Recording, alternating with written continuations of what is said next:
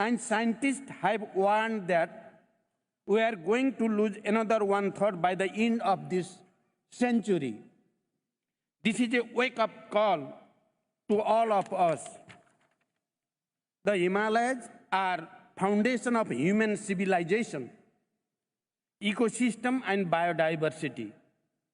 They are providing global services to the people and the planet and are the source of livelihood for billions of people downstream. Madam President, Nepal is bearing a direct, disproportionate, the damaging effect of climate change despite near zero contribution to global emissions. Due to an appalling injustice inflicted on us, our people are severely affected by climate-induced disasters such as landslide, floods, wildfire, glacier lake outburst, drought, etc. This is an utter injustice. This must stop now. In his opening remarks yesterday, the United Nations Secretary General said, and I quote, "Just days ago, I was on the melting ice of Antarctica. Not long ago, I was among the melting glaciers of Nepal. These two spots are far in distance, but united in the crisis," unquote. Similarly, in his recent visit to Nepal, he said further, and I quote, "Stop war against the nature," unquote. This was his reaction after having witnessed the disastrous impact of climate change in the mountains. Indeed, it is a war against nature as well as humanity. We are waging war with ourselves and the future generation only to satisfy our short-sighted and self-serving interest. So, I stand here for climate justice for my innocent people who are sheer victims of this catastrophe. Madam President, recently I unveiled the National Adaptation Plan and NDC implementation guideline with clear roadmap and strategies. Nepal is fully committed to the Paris Agreement. We are committed to achieving a net zero greenhouse gas emission by 2045, 5 years earlier than the global target.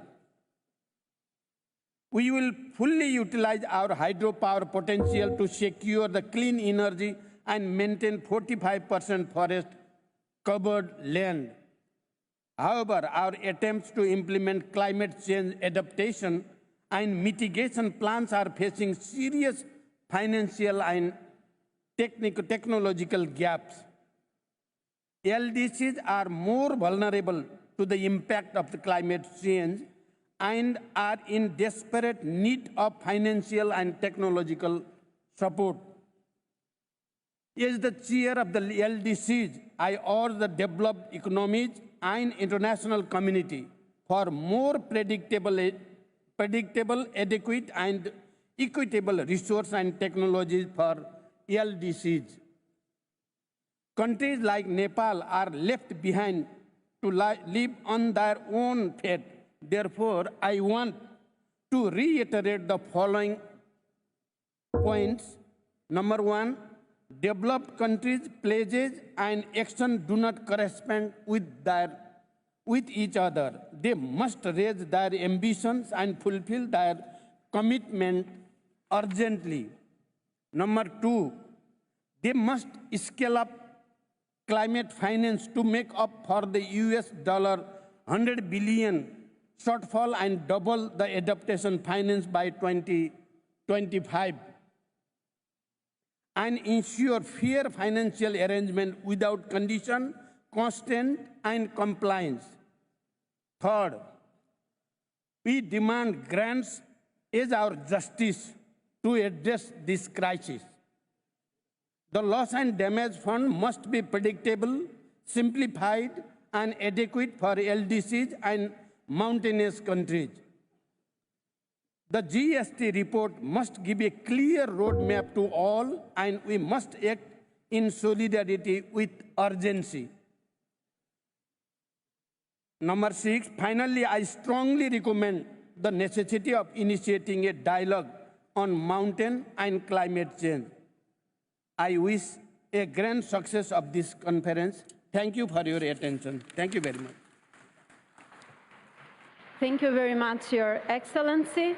I would kindly like to remind the speakers to hold their speech within 3 minutes.